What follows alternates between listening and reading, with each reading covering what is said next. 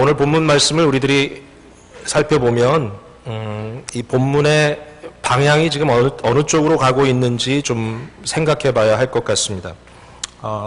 오늘 본문 말씀은 예수님께서 그저 어떠한 가르침을 가르치신다기보다는 예수님께서 지금 당시 유대의 종교 지도자들과 일종의 결전을 벌이고 있는 그런 이제 순간이 왔는데, 이 가운데 여기서 말하고 있는 대제사장들과 백성의 장로들의 마음의 상태를 우리 예수님께서 여러 제쳐 보여주는, 저들을 익스포즈 시키는, 저들의 마음을 빛 앞에 비춰주는 그러한 일을 지금 하고 계시다는 것을 볼 수 있습니다.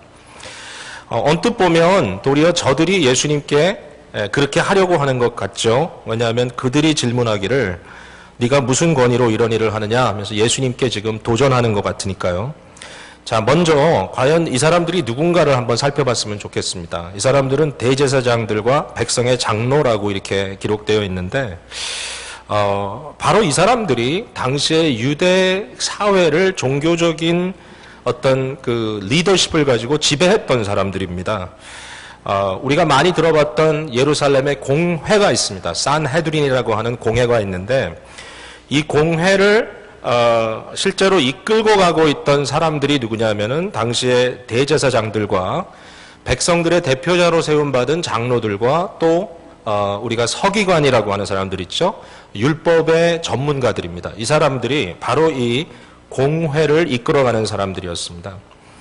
이 공회를 이끌어가는 사람들의 역할은 무엇이었냐면요, 이들이 이스라엘 유대인들의 종교의 중심이라고 말할 수 있는 성전을 관리하는 일과, 또 하나는 역시 하나님의 임재를 의미하는 율법, 그러니까 이제 이스라엘 백성들에게는 성전과 율법이 두 개의 축으로서 저들의 신앙을 지배하고 있는데, 이 율법이 올바로 해석되고 올바로 이행될 수 있도록 하는 일을 사실상 맡은 사람들입니다. 그들은 하나의 법정을 이뤘습니다. 그래서 율법에 따라 사람들을 심판하는 일을 그들이 맡고 있었던 것이죠. 그러니까 어떻게 보면 실세입니다. 그 당시에 유대의 사회를 가장 본질적으로 근본적으로 이끌어가는 사람들이라고 말할 수 있겠죠. 바로 그 사람들이 예수님께 와서 질문을 하고 있는 것입니다. 이 사람들이 무엇을 질문하고 있냐면은 네가 무슨 권위로 이런 일을 하느냐 이거죠. 이런 일이라고 하는 것은 예수님께서 21장 앞서 하신 일들을 전체 다 의미하는 거라고 생각합니다. 예수님께서 무슨 일을 하셨냐면요, 여러분이 잘 아시는 대로 21장 첫 부분에 예수님께서 예루살렘에 입성하셨습니다. 예루살렘에 들어오셨습니다. 물론 예수님의 공생애 중에 예루살렘에 처음 오신 것은 아니시라고 생각하지만, 그러나 이제 마지막 결정적으로 예루살렘에 오셔서 그가 십자가에 달리시기 위하여 이제 입성하는 장면인데, 이때 예수님이 좀 요란스럽게 입성을 하셨습니다. 실제로 우리가 읽을 수 있지만 예수님께서 나귀를 타시고 그리고 많은 백성들의 환영을 받으시면서 오시는데, 백성들의 일부는 자기들의 겉옷을 벗어서 예수님의 그 가는 길 앞에 펼쳐보기도 하고, 또 어린아이들과 또 많은 사람들이 종려나무 가지를 흔들면서 개선 장군, 개선 왕을 지금 환영하는 그러한 모드로 예수님을 반기고 있습니다. 그들의 입술에는 이런 말들이 있습니다. 호산나, 이제 구원하소서, 다윗의 아들이여, 뭐 이런 이야기를 하는 겁니다. 그러니까 이 말은 구약의 예언에 따라서 메시아에게 주는 말입니다. 메시아, 그리스도입니다. 그러니까 예수님을 단순히 하나의 선지자로 받고 있는 것이 아니라 이제 이스라엘을 결정적으로 구원해낼 메시아가 오셨다, 하나님의 나라가 이제 왔구나라고 그들은 생각하고 예수님을 맞이하게 된 것이죠. 사실 이 사건 자체도 유대의 종교 지도자들에게는 굉장히 마음이 편치 않은 그런 일이었습니다. 도대체 이 사람이 누구길래, 뭐 어느 정도 소문은 듣고 있었지만 누구길래 지금 이러한 메시아적인 환영을 받고 있단 말인가, 굉장히 좀 오펜드 되는 그러한 상황이었던 거죠. 예루살렘에 입성한 주님께서 그 다음에 곧바로 가신 곳은 성전이었습니다. 성전에 가셔서 예수님이 하신 일 여러분 아시죠? 정화하셨습니다. 말라기에 예언된 대로 바로 그 마지막 때에 하나님이 보내신 그리스도가 임할 텐데, 그는 불과 같은 심판으로 성전을 정화시키겠다고 말씀하신 예언이 있거든요. 예수님께서 임하신 곳은 이방인들의 뜰이라고 불리우는 곳이었습니다. 뭐 이 얘기는 많이 여러분들이 들으셨기 때문에 제가 길게 설명 안 하겠습니다만은 뭐 간단하게 얘기하자면 당시에 유월절을 앞두고 바로 아마도 이런 공회원들, 당시에 성전을 지키던 자들에게로부터 특혜를 받은 어떠한 상인들이 사실 밖에서 장사를 해야 되는데 안까지 들어온 걸 보면 그 이방인들이 와서 기도할 수 있도록 은혜의 자리로 준비되어 있었던 이방인의 뜰까지 들어와서 저들이 장사를 하는 겁니다. 예루살렘에 와서 예배하기 위해서, 성전에서 예배하기 위하여 이 세계 곳곳에서 순례자로 온 유대인들과 또는 유일신 하나님, 여호와 하나님을 두려워하는 이방인들이 왔는데 저들이 성전의 어떠한 혜택을 받기 위해서는 성전세를 내야 됩니다. 성전 사용료를 내는 거죠. 이렇게 하기 위해서는 두로의 은 화폐만이 사용되는 거예요. 그러니까 일정한 화폐를 바꾸지 않으면 저희들이 성전에서 역할을 못하는 겁니다. 그래서 이 사람들이 가져온 온 나라 화폐들을 가지고 와서 바꿔야 돼요. 이 일을 바꿔주는 것, 이 일을 몇몇 상인들이 하고 있었던 거죠. 돈 바꾸는 사람들. 바로 그 사람들입니다. 아마도 정당치 않은 가격을 붙여서 바꿔줬을 것 같다 생각이 되죠. 특혜를 갖고 있는 사람들이니까. 뿐만 아니라 당시에 제사용으로 쓸 수 있는 짐승들, 뭐 양과 뭐 비둘기 이런 것들을 실제로 판매하는 사람들이 거기 있었던 거죠. 아니 뭐 이런 걸 팔려면 밖에서 팔아야 되는데 성전 뜰까지 들어와서 파는 걸 보면 대단한 특혜를 가진 사람들이고, 아마도 이 사람들은 다른 사람들보다 엄청나게 더 많은 돈을 받고 이것을 좀 하고 있지 않았겠나 생각이 들어요. 왜냐하면 이 사람들이 파는 물건은 다 아무 문제 없이 활용할 수 있으니까. 아마 이 사람들이 아닌 다른 사람이 판 물건은 나중에 들어오면 제사장들이 비토했는지도 모릅니다. 그러니까 이러한 상황 속에서 지금 이 성전뜰이 더럽힘을 당하고 있는 겁니다. 하나의 장사터가 되어버렸습니다. 예수님께서 그곳에 오셔서 정말 이전에는 볼 수 없었던 분노하시는 모습으로 거룩한 분노를 품고 저들에게 이제 막 큰 소리로 외치시죠. 내 집은 만민의 기도하는 집이라 일컬음을 받으리라 하였거늘. 예언의 말씀을 얘기합니다. 내 집은, 이 뜰은 많은 민족들, 모든 민족들이 와서 기도하는 장소라고 일컬음을 받을 텐데 너희는 강도의 소굴을 만들었다 그랬습니다. 강도의 소굴로 만들었다. 그러니까 예수님께서 끈들을 가지고 채찍처럼 만드셔서 이것을 막 내리치면서 상인들을 내어 쫓고 돈 바꾸는 자들의 상을 뒤집어 엎고 짐승들을 막 이렇게 풀어주고 하면서 예수님께서 그들을 내보냈습니다.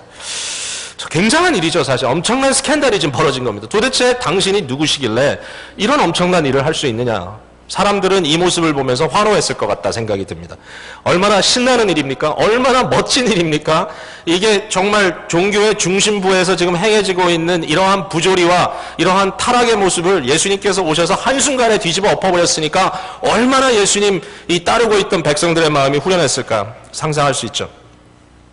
이뿐만이 아니라 예수님께서 하신 일은 이제 다 이 상인들 내쫓고 나서 바로 그 성전 뜰에서 무슨 기이한 일들을 하셨냐면요. 병든 자들을 고치셨습니다.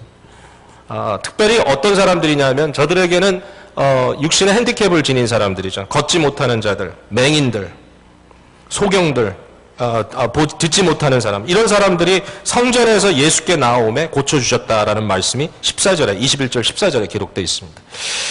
이것은 단순히 병을 고치었다는 것보다는 저들에게 성전에 들어가서 하나님을 만날 수 있는 길을 열어줬다라고 하는 것이죠. 이 구약의 그 계시는 온전치 못한 부분이 좀 있습니다. 왜냐하면 이것이 은혜의 계시, 신약의 계시로 연결되어서 이 계시는 발전적으로 되면서 본질이 드러나게 되어 있는데 구약은 일종의 그림책 같은 거기 때문에 이런 부분이 있습니다. 율법이 이렇게 외형적으로 디펙트가 있는 사람, 소위 말하면 문제가 있는 사람들을 하나님을 예배하는 성전에 들어올 수 없도록 규정하고 있습니다. 그 이유는 뭐냐면 그림책처럼 사람들의 속 상태를 겉모양으로 드러내고 있는 거죠. 그렇게 표현하고 있는 거죠. 그들의 외모의 상태가 그들의 속의 영적인 문제를 드러내고 있다라고 이렇게 지금 이야기하고 있는 겁니다. 물론 이것은 온전한 그림은 아닙니다. 그러나 그렇게 표현되어 있었거든요. 예수님께서 그들을 고쳐주심으로써 사실상 예수님이 하신 것은 외모만 고쳐준 것이 아니라 그들의 속사람을 고치시고 그들이 하나님과 교제하고 교통할 수 있는 자들로 만들어주신 거죠. 이게 바로 병고침, 바로 이 핵심이죠. 하나님을 만날 수 있는 길을 열어준 거죠. 뿐만 아니라 예수님이 메시아적으로 하셨던 일들 중에 이제 대표적인 두 일, 치유하시고 또 하나는 가르치셨습니다. 오늘 본문 23절 제일 앞에 예수께서 성전에 들어가 가르치실세 그랬습니다. 예수님은 저들을 가르쳐 주셨어요. 자, 이 모든 일을 하는 겁니다. 예수님이. 메시아적인 일을 하시는 겁니다. 자, 그래서 이 종교 지도자들이 예수님께 이렇게 질문하는 거예요. 네가 도대체 무슨 권한으로 이 일을 하느냐? 무슨 권한으로 이 일을 하느냐? 누가 너에게 자격증을 주었냐 이거죠. 라이센스를 주었느냐? 라이센스라는 말과 authority라는 말은 좀 통하는 게 있죠. authority는 권위 또는 권위자 이런 뜻이죠. 누구에게 라이센스를 부여하면, 라이센스를 주면 그 일에 대해서는 그 사람이 권위자라는 말이죠. 예를 들어서 전기를 고치는 라이센스가 있다 그러면 전기를 고치는 일에는 그 사람이 권위자입니다. authority입니다. authority. 뭐 특정 어떤 차 기종을 운전할 수 있는 라이센스가 있다 그러면 그 차를 뭐 트럭을 움직이는 데 대해서는 그 사람이 authority입니다. 권위자입니다. 바로 그런 질문입니다. 예수님께 누가 너에게 라이센스를 줬느냐? 도대체 너는 무슨 근거를 가지고 이런 일을 하고 있느냐? 아마도 이 공회원들의 마음속에는 이런 생각을 했겠죠. 여기에 대해서 허락을 줄 수 있는 사람은 우리밖에 없는데 네가 우리의 허락을 받지 않으면 이런 일을 할 수 없는데 네가 왜 이 일을 하느냐 하는 거죠. 네가 무슨 근거로 이것을 할 수 있느냐. 물론 우리는 알죠. 예수님은 하나님께서 기름 부으신 메시아시고 그는 하나님의 아들이시고 하나님 자신이 그에게 권한을 주셨기 때문에 그 권위로 하시니까 사실 할 말은 없지만 유대인들의 이 관원들, 이 공회원들의 눈이 그렇게 열려있지 않는 거죠. 자, 예수님은 그러나 여기에서 이제 끝나는 것이 아니라 예수님은 저들의 마음의 상태를 열어 보이십니다. 예루살렘 공회원들은 성전과 율법의 권위를 지키는 자라고 스스로 자부했던 거죠. 자기네들이야말로 하나님의 권위를 드러내는 사람이고 지키는 사람이라고 얘기한 것이죠. 하나님으로부터 권한을 받았다라고 그들이 얘기하지만 안타까운 사실은 뭐냐면 저들은 하나님께서 하시는 일들, 예언의 성취라든지 시대적 사인이라든지 예수님께서 하시는 일의 의미에 대해서든지 별로 관심이 없어요. 저들이. 거기에 대한 관심은 없고 저들은 자기의 권위를 세우는데 지금 몰입되어 있다고 하는 것이죠. 자기의 지위를 유지하는데 관심을 갖고 있다는 것이죠. 여러분, 굉장히 두려운 일입니다만은 오늘날 종교가 잘못되면 충분히 이럴 수 있다라고 하는 생각이 듭니다. 이제 그들은 하나님을 두려워하기보다는 백성의 여론을 더 두려워하고 있는 것을 보게 됩니다. 이제 이 사람들을 신앙인이라고 부를 수 없다는 생각이 듭니다. 이 사람이 정말 신앙인들인가? 정말 하나님을 두려워하는 사람들인가? 아닌 것 같아요. 이 사람이 이제는 나쁜 의미에서의 정치가들이 되고 만 것 같아요. 정치가들은 자기의 지위를 유지하기 위해서 끊임없이 백성들의 여론을 눈치 보고 있는 사람들이죠. 오늘 본문 속에 보면 그들이 그렇게 하고 있습니다. 예수님께서 저들의 마음을 드러내기 위하여 세례 요한의 사역을 지금 끌고 들어오셔서 그들에게 질문을 합니다. 이렇게 질문합니다. 세례 요한의 세례가 하나님으로부터 온 것이냐 아니면 사람으로부터 온 것이냐. 다시 말해서 세례 요한은 무슨 권위로, 무슨 어토리티로 세례를 주었다고 생각하느냐. 만약에 그 질문에 대해서 답을 한다면 나도 너에게 답을 하겠다라고 예수님께서 말씀을 하신 거죠. 자, 이 문제는 너무 분명합니다. 조금이라도 지각이 있는 사람들이라면 세례 요한이 누군지를 알고 있습니다. 세례 요한은 선지자 중에 선지자입니다. 세례 요한은 악에 대해서 악하다고 말하기에 조금도 두려워하지 않았던 사람입니다. 그는 악을 악으로 말하고 선을 선으로 말하기 위하여 높고 낮음을 구별하지 않았어요. 힘있고 힘없는 사람 구별하지 않았어요. 연약한 어린아이와 어른들을 구별하지 않았어요. 누구라 할지라도 죄의 문제에 대해서 단호하고 담대하게 외쳤던 사람이 바로 세례 요한입니다. 이스라엘의 모든 백성들이 세례 요한은 선지자라고 믿고 있었어요. 뿐만 아니라 세례 요한은 바로 이 일 때문에 당시의 실제적인 권력자였던 헤롯 왕에게 무참하게 죽임을 당했어요. 이 세례 요한은 진리를 위하여 순교당한 자의 대명사가 됐다는 거죠. 자, 이 공회원들은 말이죠. 세례 요한에 대해서 알고 있었어요. 세례 요한이 요단강에서 세례를 베풀 때 이 공회원들은 그에게 사람을 보내기까지는 했어요. 너는 누구냐라고 질문을 했어요. 그러나 그 이상은 관심 갖지 않았어요. 세례 요한이 그들의 질문에 대해서 정직하게 답해줬어요. 나는 누구다. 나는 이 일을 위해서 왔다. 메시아가 올 거다. 그러나 공회원들은 거기에 대해서 관심 갖지 않았어요. 더 이상 모든 일에 대해서 침묵했어요. 세례 요한의 사역을 증거해 주지도 않았어요. 부정하지도 않았어요. 세례 요한이 헤롯에게 잡혔을 때, 무고하게 옥살이 할 때 그들은 침묵을 지켰어요. 세례 요한이 죽임당했을 때도 그들은 침묵을 지켰어요. 아무 얘기하지 않았어요. 그래서는 안 되는 자임에도 불구하고 그렇게 했어요. 이걸 예수님께서 아셨습니다. 이 사람들은 진리를 대변하려고 있는 사람들이 아니라 이들은 지금 자기 자신들의 입장만 관리하고 있다라고 하는 걸 알았거든요. 세례 요한의 세례가 어디서부터 왔느냐? 하늘로부터 왔느냐? 아니면 땅에서부터 왔느냐? 그들이 스스로 의논합니다. 바로 답을 하지 않습니다. 만약에 하나님으로부터 왔다고 한다면 예수님이 분명히 그들을 질책할 것입니다. 그러면 너희들 믿지 않았느냐, 세례 요한을. 반면에 사람으로부터 왔다, 땅에서부터 왔다라고 이야기한다면 백성들이 가만두지 않을 겁니다. 그 사람들은. 왜냐하면 백성들은 세례 요한이 분명히 선지자요, 그런 무고하게 고난받은 자라고 하는 사실을 알았다는 거죠. 백성들이 우리를 거부할까 봐 무섭다. 그렇게 얘기하고 있잖아요, 본문 속에. 그래서 아주 정치적인 답을 내놓죠. 여러분, 정치가들이 이런저런 질문을 받을 때 자기에게 곤란한 질문하면 뭐라고 답하죠? 기억나지 않습니다. 나는 모르겠습니다. I don't know. 똑같이 답을 합니다. 우리는 모르겠노라. 모르긴 뭘 몰라요. 지금 얘기를 하고 싶지 않은 거죠. 답을 하고 싶지 않은 거죠. 예수님 스스로도 얘기합니다. 내가 너 같은 놈들에게 무슨 답을 주겠느냐. 내가 아무리 진리를 선포한든 너희가 듣겠느냐. 듣지 않는 거죠. 왜냐하면 그들의 생각이 너무 분명하기 때문이에요. 그들은 자기 자신의 현 상태를 메인테인하기 위해 있는 자들이지 절대로 뭔가 바뀌는 것을 원치 않아요. 이게 모순인 거예요. 이게 이 종교인들의 엄청난 모순입니다. 그들은 하나님을 이야기하지만 내세의 능력을 원하지 않습니다. 그들은 하나님 나라의 새로운 질서에 대해서 관심 갖고 있지 않습니다.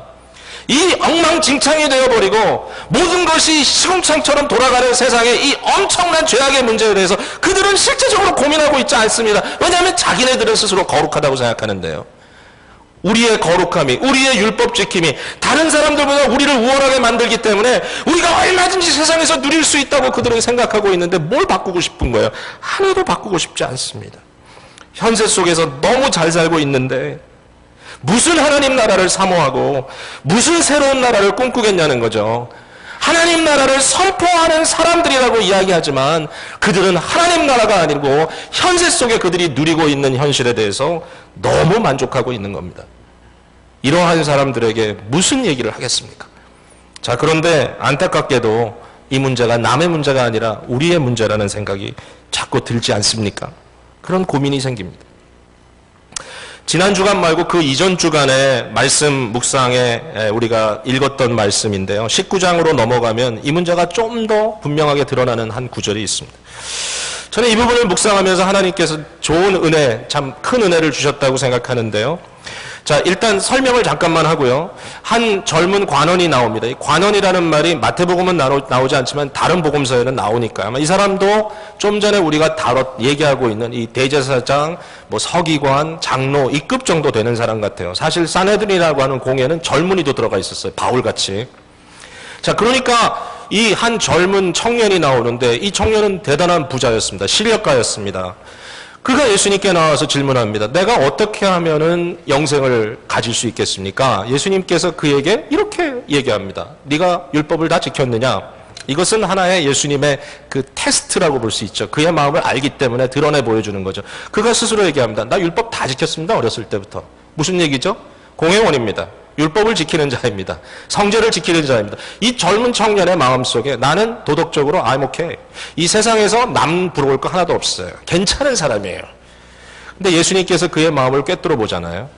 그에게 엄청난 우상이 있었습니다. 그 우상은 물질이라고 하는 우상이라고 단순하게 얘기할 수 있지만 사실은 물질이라는 우상보다 더 무서운 우상입니다. 현세를 사랑하는 겁니다.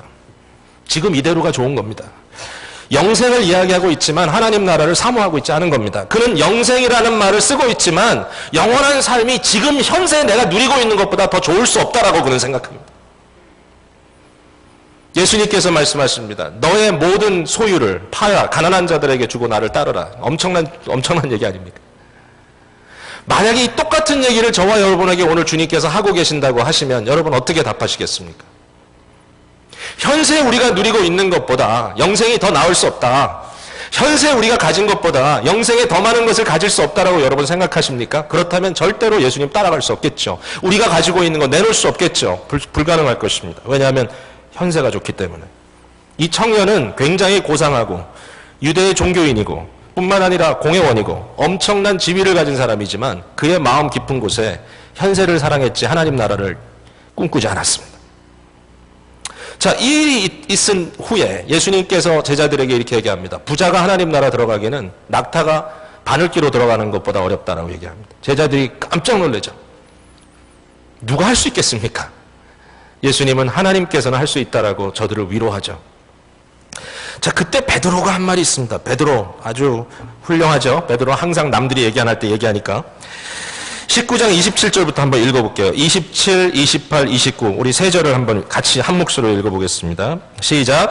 이에 베드로가 대답하여 이르되 보소서 우리가 모든 것을 버리고 주를 따라 싸운데 그런즉 우리가 무엇을 얻으리이까? 예수께서 이르시되 내가 진실로 너희에게 이르노니 세상이 새롭게 되어 인자가 자기 영광의 보좌에 앉을 때에 나를 따르는 너희도 12 보좌에 앉아 이스라엘 12지파를 심판하리라. 또 내 이름을 위하여 집이나 형제나 자매나 부모나 자식이나 전토를 벌인 자마다 여러 배를 받고 또 영생을 상속하리라. 여러분 이 말씀을 들을 때 어떤 생각이 마음에 드시나요? 저는 이 말씀을 읽으면서 마음에 갑자기 환한 감동이 왔어요. 제 마음속에. 그 감동은 어떤 감동인가 하면 이런 거예요. 베드로가 너무 현실적인 질문한 거예요. 우리가 다 버리고 따랐습니다. 근데 우리 뭐 갖게 되죠? 우리의 보상은 뭐죠? 우리의 보증은 뭐죠? 우리는 무엇을 누릴 수 있을까요? 예수님께서 말씀하시는 것은 새로운 세상이 올 거다. 팔린제네시스라고 하는 단어를 썼다고 우리 큐티북에 보면 나오고 있습니다. 이 새로운 시작, 새로운 세대, the new generation이 올 거다. 하나님의 나라의 가치관이 이 세상에 드러날 거다. 하나님의 나라, 영생의 퀄리티가 우리 가운데 임할 거다. 그때가 오면 너희는 이 세상에 현재 누리고 있는 영광보다 엄청난 영광을 누릴 것이고 그 하나님의 나라가 오면 너희가 이 세상에서 기밥한 거에 수백 배를 돌려받을 것이다. 여러분 이게 굉장히 좀 유치해 보입니까? 여러분은 이게 유치해 보입니까? 저는 굉장히 이것이 저한테 엄청난 충격으로 다가옵니다. 여러분 우리가 종교인 그러면 보통 이렇게 생각하죠. 우리의 욕심을 제어해야 된다. 우리가 너무 욕심이 많으니까 욕심을 좀 내려놔야 된다. 이렇게 생각하지 않습니까? 여러분 욕심 너무 많죠. 세상에 대한 욕심 많아. 빨리 그것을 꺾어야 된다. 근데 이 말씀을 읽으면서 C.S. 루이스가 한 얘기가 생각났어요. 그가 뭐라고 얘기했냐면 우리의 문제는 우리의 욕망이 너무 큰 것이 문제가 아니라 우리의 욕망이 너무 작은 것이 문제다라고 얘기했어요. 우리는 세상에 별 볼 일 없는 것에 만족하고 있다. 우리의 욕망은 세상의 겉으로 satisfy 하고 있다. 그러나 그것이 아니다. 우리는 거대한 하나님의 나라의 욕망으로 채워져야 된다. 우리는 더 욕심쟁이가 되어야 된다. 할렐루야. 그 말이 마음에 들어와요. 여러분 저는 죄인입니다. 여러분도 죄인입니다. 우리는 죄인입니다. 우리 스스로 종교적인 옷을 입으며 스스로 우리의 욕심을 제어함으로써 우리가 더 나은 사람이 될 수 있다는 생각을 버려야 합니다. 불가능합니다. 우리가 하나님 나라를 사모하고 하나님의 말씀에 약속되어 있는 그 엄청난 놀라운 그 보상을 받을 거라고 하는 확신 속에 채워지지 않으면 현세의 것을 포기할 수 있는 능력이 없어요. 지금 가진 것보다 더 좋은 걸 주니까 지금 가진 것을 내려놓는 것이지 지금 가진 것이 최고라고 생각하면 내려놓을 수가 없어요. 최고인데도 내려놔라고 가르치는 게 아니에요. 예수님은 우리에게 현세 우리가 쥐고 있는 것을 내려놓을 수 있는 것은 네가 내려놓는 것보다 훨씬 거대한 것을 내가 너에게 주겠다고 약속하시기 때문이에요. 이게 하나님 나라의 원칙입니다. 더 많은 욕심을 품어야 됩니다. 더 욕심쟁이가 돼야 됩니다. 더 욕심쟁이가 돼야 돼요. 세상에서 품을 수 있는 욕심을 능가하는 하나님 나라의 새로운 나라의 꿈을 꾸면서 원대한 하나님의 역사가 이루어질 때 우리에게 얼마나 거대한 영광이 주어질 것인가를 꿈꿔야 합니다. 현세에서 주는 것과 좀 다를지 모릅니다. 퀄리티가 엄청 차이가 날 겁니다. 하나님 나라의 아름다운 빛 앞에 세상의 물질이나 세상에 누릴 수 있는 지위들은 굉장히 빛을 발한 초라한 것이 되고 말 것입니다.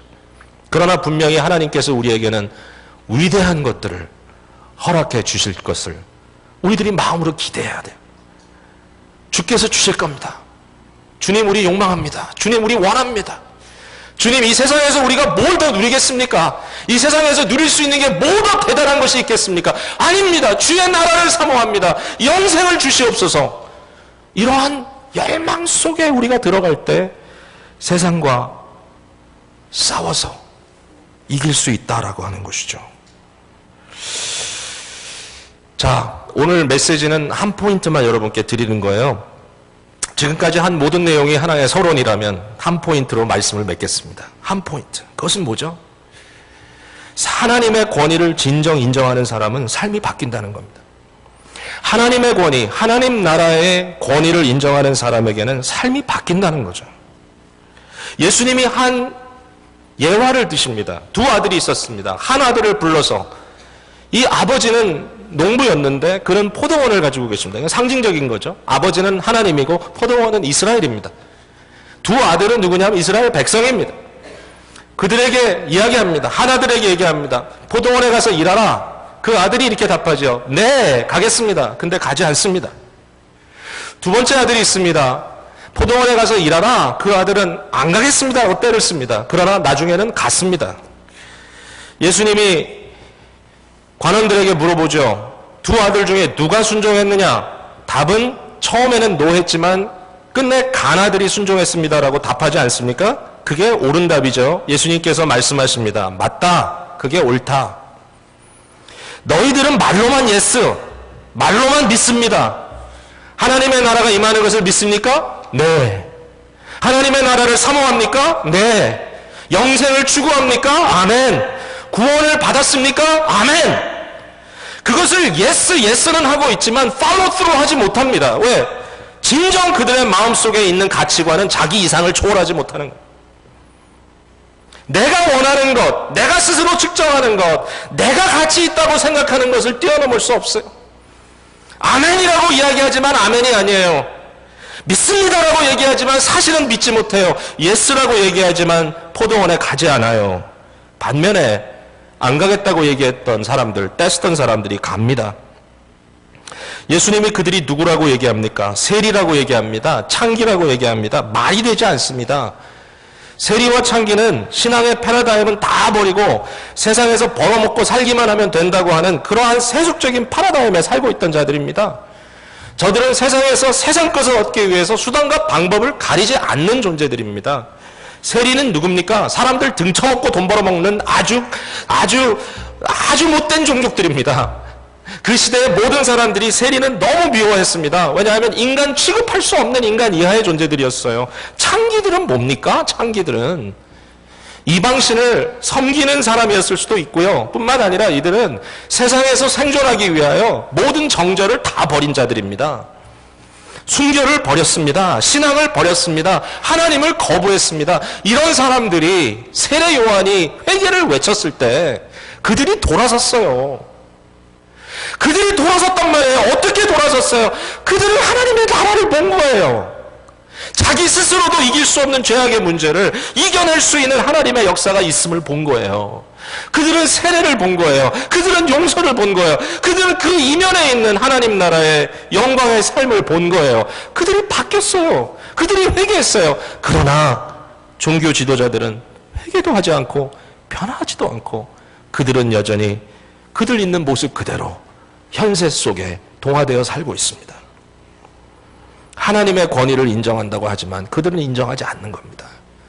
하나님의 나라를 사모한다고 하지만 자기보다 더 큰 것을 볼 줄 모르는 겁니다. 나보다 더 큰 현실, 나의 판단이 아니라 우리 모두도 나 자신을 포함해서 판단되어야만 하는 진정한 기준에 서 있는 바로 그것, 참된 진리, 참된 선, 참된 아름다움을 우리에게 보여주시는 하나님, 그의 존재 자체와 하나님의 뜻이 우리 가운데 이루어지는 것에 대한 갈망, 우리의 죄악된 모습을 들여다볼 수 있다면 이것을 얼마나 더 갈망하게 될 것인지, 정말 마음이 아리도록 사모하는 새로운 질서에 대한 갈망. 주여 나를 이대로 두시겠습니까?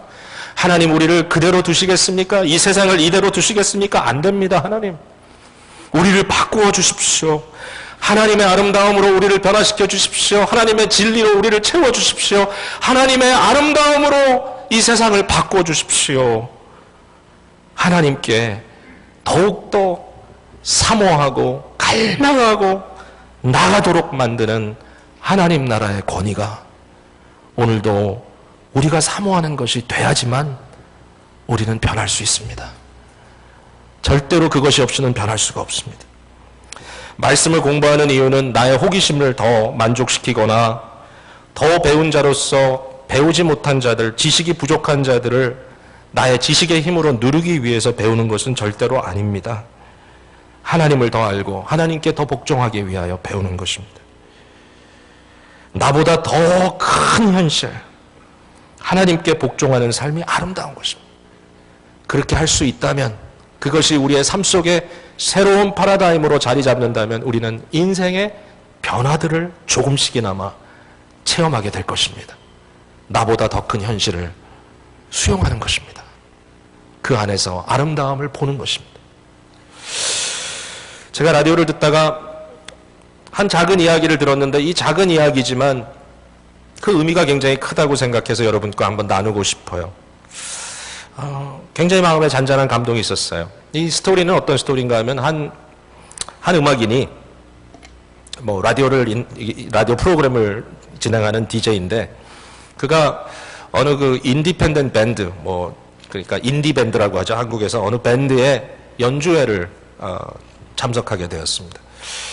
작은 소극장에서 지금 연주회가 진행이 됩니다. 아주 유명한 밴드는 아니지만 그러나 음악이 좋기로 소문난, 또 보컬리스트가 아주 잘하는 그러한 밴드였죠. 그래서 그 밴드의 라이브 연주회를 듣기 위해서 갔는데, 여러 곡을 연주하는데 어느 한 곡을 연주하는데 문제가 생겼습니다. 그 곡은 기타의 반주가 곡을 이끌어가는 곡입니다. 처음부터 기타의 반주가 아름답게 흘러나오고 거기에 보컬이 더해지고 그 이후에 다른 악기들이 더해지는 그러한 곡인데, 한 봄을 찬양하는 곡이기 때문에 그만한 정말 이 벚꽃이 떨어지는 것과 같은 그러한 연상을 해야만 하는 곡이죠. 아름다운 곡이에요. 벚꽃이 떨어진다라는 곡이었어요, 사실상. 근데 이 곡을 연주하는데 문제가 생겼습니다. 기타를 연주하는데 기타 소리가 안 들리는 거예요. 다시 말해서 앰프에 연결된 잭에 문제가 있었는지 앰프에 문제가 있었는지, 테크니컬 프로블럼, 기술적인 문제가 생겨서 소리가 크게 나오지 않습니다. 그냥 일반 기타의 소리 정도밖에는 들리지 않습니다. 사람들이 다 조금 긴장하는 순간이었겠죠. 그 순간에 보컬리스트는 자기의 노래를 시작할 차례가 되었기 때문에 마이크를 잡고 노래를 합니다. 마이크를 통해 흘러나오는 그의 목소리는 너무 아름다운 목소리였어요. 훌륭한 목소리였어요. 근데 그 목소리가 너무 커요. 악기에 비해서. 악기 소리는 별로 울림이 없어요. 그러나 이 목소리는 너무 큰 소리로 들려요. 그때 어떻게 해야지 되겠습니까? 갑자기 이 가수가 생각지 않았던 행동을 합니다. 그 가수는 자기가 들고 있던 마이크를 내려놓고 생 목소리로 노래를 부르기 시작합니다. 그 순간에 질서가 돌아옵니다. 그 아름다운 목소리가 크게 들리지 않았지만, 분명하게 들리지 않았지만, 그러나 작은 소리였음에도 불구하고 거기에 아름다운 음악이 시작됩니다. 첼로가 들어옵니다. 첼로를 치고 있는 그분은 먼저 연주되고 있는 이 생소리에 조금이나마 자기가 방해가 되지 않기 위해서 자기를 엄청나게 억제하면서 첼로의 소리를 만들어갑니다. 그 다음에 피아노가 들어옵니다. 피아니스트 역시 자기의 소리를 억제하면서 음악을 만들어 갑니다. 이 연주를 보았던 사람이 얘기합니다. 나는 그 어떤 노래보다도 그 음악 소리가 크지 않았고 그 음악 소리가 화려하지 않았지만, 그러나 그 음악 속에 정말 큰 마음의 울림을 받았다라고 얘기합니다. 왜? 거기에는 음악이 있었기 때문입니다. 여러분, 진정한 음악인들이라고 하는 것이 아마 이럴 때 느껴지는 것 같아요. 자기의 소리가 아무리 아름다워도, 자기의 목소리가 아무리 위대해도 그 소리를 내려놓고 자기보다 더 거대한 음악이라고 하는, 예술이라고 하는 아름다움 속에 자기를 복종시킬 수 있는 사람들, 진정한 음악인들이죠. 사랑하는 성도 여러분, 하나님의 나라란 이처럼 자기를 복종시키는 사람들의 나라입니다. 예수님은 어떤 분입니까? 하나님 나라의 주인격 되시는 분이십니다. 그분은 하나님 나라를 우리에게 가능하도록 하는 분이십니다. 그는 참 아들입니다. 가겠습니다 그랬다가 안 간 아들도 아니고, 안 가겠습니다 억지 부리다가 마지못해 간 아들도 아닙니다. 예수님은 가겠습니다 그리고 가신 분입니다. 그는 하나님의 권위 아래 순종하신 분이고, 그 권위 아래 아름다운 하나님의 선을 이루어내신 분이십니다. 그는 진리를 몸소 지니고 이 세상에 자신을 던졌던 분이십니다. 그 주님께서 우리의 주님이십니다. 우리가 그리스도 안에, 그리스도가 우리 안에 거하시기 때문에 우리는 그리스도와 함께 하나님의 권위 아래 나보다 더 위대한 그 무엇을 위하여 살아갈 수 있도록 빚어진 자들이 되었다는 사실입니다. 사랑하는 성도 여러분, 오늘 우리는 무엇을 내려놔야 될까요? 우리가 하나님의 나라의 음악을 연주하기 위하여 어떤 마이크를 내려놔야 될까요? 우리 입에 대고 있었던 그 무엇을 내려놔야 될까 생각해 봅니다. 아마 어떤 분들에게는 용서라고 하는 단어가 떠오를지도 모릅니다. 어떤 분들의 마음속에는 격려라는 말이 떠오를지도 모릅니다. 소망이라는 말이 떠오를지도 모르고요. 어떤 분들의 마음속에는 나의 삶을 지배하고 있는 어떤 거짓된 욕망에 대한 진정한 변화를 꿈꾸게 될지도 모릅니다. 내려놔야 될 것을 내려놓는 이유는 내 목소리보다 더 위대한, 더 아름다운 그 무엇인가를 추구하고 있기 때문입니다. 하나님의 나라의 모습입니다. 우리의 인생은 무엇을 향하여 가고 있습니까? 다 가진 것 같지만 전혀 아니죠. 아마도 이 젊은 청년은 자기가 가진 것을 포기하지 못한 이유가 있다면 젊었기 때문에 그렇지 않았나라는 생각도 해봅니다. 내가 정말 예수님 앞에 서 있었고 그분이 정말 메시아요 하나님의 아들이라는 것을 내가 확인할 수 있었다면 나는 어떻게 했을까? 지금 이 순간에 저와 여러분의 삶 앞에 그리스도가 계시고 이미 인생을 살 만큼 사신 분도 계시고, 아니 지금 막 본격적으로 삶을 살아가기 위하여 준비하시는 분들도 계실 텐데 마찬가지입니다. 진리를 안다면, 선을 안다면, 아름다움을 안다면, 정말 예수님이 그분이라면, 그분께서 세상이 새로워질 때 내가 너희에게 100배 이상 갚아주리라 라고 얘기하신다면 우리가 어떻게 응답하겠습니까? 도저히 내 스스로 할 수 없는 그 일을 하나님 나라 때문에 할 수 있게 되는 것이 복음입니다. 여러분, 이미 여러분을 격려하고 싶습니다. 왜냐하면 이미 여러분들은 하나님의 나라를 위해서 많은 것을 희생하신 분들이라고 저는 생각합니다. 그러나 조금도 안타까워하지 마십시오. 하나님의 선물은 위대합니다. 우리를 위하여 준비해 주신 줄로 믿습니다.